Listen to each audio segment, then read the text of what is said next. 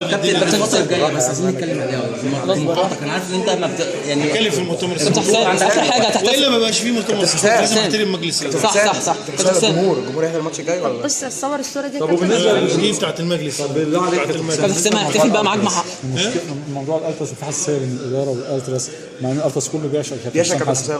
اي نعم، في عايزين نبعدهم عن السياسه خالص ويبقى في قانون الكلام ده، بس انت يعني وجهه نظرك كمشجع بلاش كمدير فني بالنسبه للالتراس ماله تتمنى وجوده ولا؟ طبعا طبعا ده هم الجمهور بس بيعشق الجمهور المحترم اللي بيحب النادي ده اتمنى وجوده طبعا. بالظبط.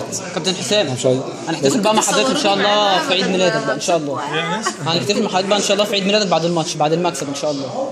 يوم 10 في الرابطه وحتى احنا معاك على نحتفل طول بالمكسب ان شاء الله. قدر الله خسرنا على ايدك احنا راضيين طالما كابتن حسام. احنا كابتن حسام بنحبك وانت عارفنا يعني بعيد عن الزمالك اهل احنا وراك في اي حاجه. تصورنا بس اي وقت انت محترم احنا معاك في اي حاجه. الحتتين الوحيدين مش هنشجعك فيهم اسرائيل والاهلي، مش هنشجعك فيهم بس. لا لو الاهلي راح هنشجع حسام. لا لو الاهلي راح هنشجع حسام. كابتن الله بيصوروني. لو الاهلي راح هنشجع عايزين حسام. نقارن اسرائيل باي حاجه مصريه. لا طبعا حسام لعب في الاهلي 22 سنه وادى بطولات. انا يا جبر صورنا حاجه طب ما صوروك مع اسرائيل صح؟ فيها كلمه صوروكي وانت لعبت في الاهلي 22 سنه يعني. لا بس كريم جميل جماهير الاهلي. احنا انا هستاذنكم بس اقول ان في منافسه في الكوره دي طبيعيه في كل العالم بس